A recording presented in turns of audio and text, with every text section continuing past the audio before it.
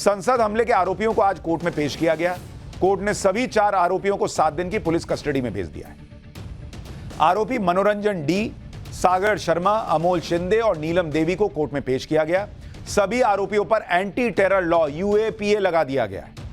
तो बाहर जो भी लोग इनको बच्चा बताते रहे, इनको अभी पता चलेगा। बेरोजगारी की बात कर रही थी ना, अंदर चक्की पीसने के लिए पूरा टाइम मिलेगा। सुनवाई के दौरान सरकारी वकील की तरफ से यह दलील दी गई कि इन आरोपियों ने जो किया वो एक आतंकी एक्ट है और सोची समझी साजिश के तहत यह किया।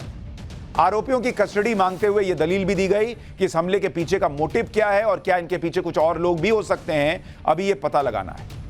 और इनको पुलिस कस्टडी में भेज दिया गया है, यानी अब यह जांच और आगे बढ़ेगी। संसद में घुसपैठ करने वाले हमलावरों पर नए खुलासे भी हुए। जैसे बताया गया कि बजट सत्र के दौरान ही मनोरंजन डी नाम के आरोपी ने संसद की रेकी कर ली थी। मनोरंजन डी संसद भवन गया था, जहां उसे यह पता चला कि जूतों की जांच नहीं हो रही है। यही वजह है कि आरोपी स्मोक स्टिक को जूते में छिपा कर लेकर गए थे। ये सभी आरोपी सोशल मीडिया के page Bhagat Singh fan club से जुड़े हुए थे।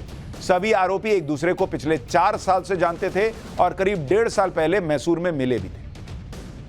सूत्रों के मुताबिक संसद में घुसपैठ की प्लानिंग जनवरी से चल रही। जुलाई में आरोपी सागर लखनऊ से दिल्ली आया और संसद भवन के बाहर उसने रेकी की। 10 दिसंबर को सभी आरोपी दिल्ली पहुंचे और गुरुग्राम में विक्की नाम के शख्स के घर रुके। हमले से पहले सभी आरोपी इंडिया गेट पर मिले, जहां सभी को स्मोक स्टिक बांटी गई। जांच के दौरान अमोल नाम के आरोपी ने बताया कि वो किसानों के प्रदर्शन, मणिपुर हिंसा और बेरोजगारी जैसे मुद्दों की वजह से परेशान थे, इसलिए उन्होंने ये संसद में घुसपैठ की। संसद हमले की प्लानिंग के पीछे एक आरोपी का पता भी चला है। इस आरोपी का नाम है ललित झा। ललित भी सभी आरोपियों के साथ गुरुग्राम में रुका हुआ था और हमले के वक्त संसद के बाहर मौजूद था। यही है ललित। ललित ही वो व्यक्ति है जिसने सोशल मीडिया अकाउंट से संसद के बाहर स्मोक स्टिक से धुआं छोड़ने का वीडियो बनाया था। सभी आरोपियों के फोन भी ललित के पास ही थे। जैसे ही हंगामा हुआ, वो सभी का मोबाइल लेकर भाग गया। ललित झा को ही हमले का मास्टरमाइंड बताया जा रहा है। सूत्रों के मुताबिक अभी तक की जांच में सारी कड़ियां ललित झा के इर्द गिर्द घूम रही हैं। सुरक्षा एजेंसीज को इस पूरे कांड के पीछे बड़ी साजिश की आशंका लग रही है और इसका खुलासा ललित झा के पकड़े जाने के बाद ही होगा। पूछताछ में पकड़े गए आरोपियों ने बताया कि ललित झा के कहने पर 13 दिसंबर की तारीख को चुना गया था। ललित झा ने ही सभी आरोपियों के गुरुग्राम में रहने का इंतजाम किया था।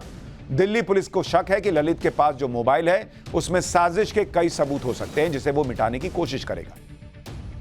ललित झा की लास्ट लोकेशन राजस्थान के निमराना के पास मिली है और उसे पकड़ने के लिए लगातार दबिश डाली जा रही है, रेड मारी जा रही है। ललित झा से बंगाल में एक एनजीओ से भी जुड़े होने की बात है और इस एनजीओ की फंडिंग की जांच हो रही है। एनजीओ में ललित झा जनरल सेक्रेटरी के पद पर था। संसद पर हमले के आरोपियों के खिलाफ UAPA की धाराएं लगी। इन आरोपियों के परिजनों का क्या कहना है, एक बार वो भी सुनिए।